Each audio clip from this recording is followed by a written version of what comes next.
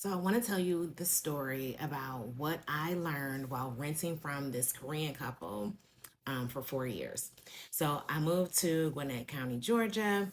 I was renting this big house from this really well-off Korean company. They had multiple businesses, multiple properties, and it was an experience. I have nothing negative to say, but it was definitely an experience. Different cultures, different ideas of things. Like we had to train them not to just pop up and walk through the house because she looked at it as this was her house or whatever. But that's not the point.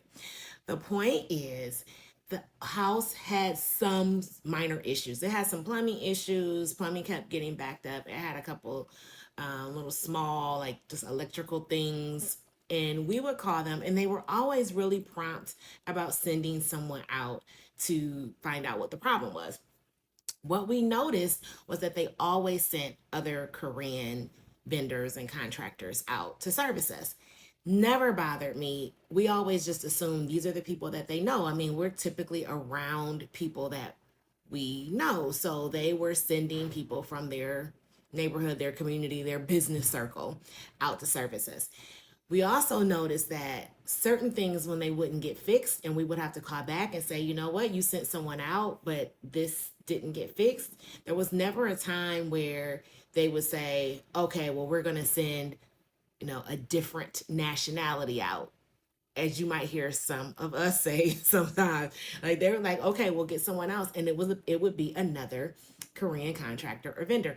So one time I was talking to this plumber that they had sent out, because I'm just a talkative person and I'll talk to people.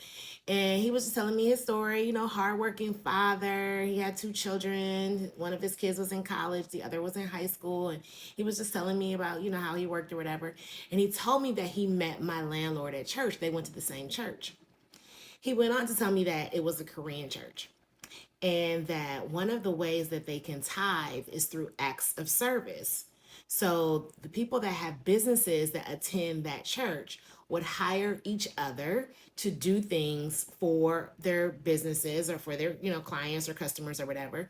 And they would not charge them a fee for the service.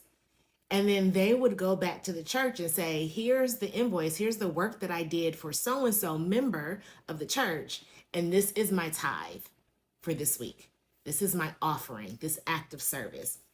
Now, he told me not, this is not like a Korean thing, like not all Koreans do this, but I found it amazing the impact that that would have when you have this Korean church that's established a community. The community is the church members. And because it's a community, you're looking out for each other and taking care of each other. And it's not just your dollar that provides value to the church. As a matter of fact, your dollar isn't the primary purpose of your tithe, and your dollar is not to build the church.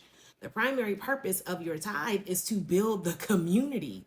And anyone could do this at any time. There was no max about how many times you could use active service in a year or in 6 months or whatever.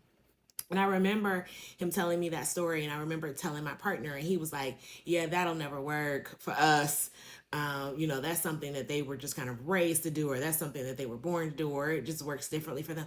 But I knew in that moment that community was something that I wanted to be a part of, some sort of community building, because it exists. And if it can exist for one, it can exist for all. And so, yeah, I that one conversation changed my life.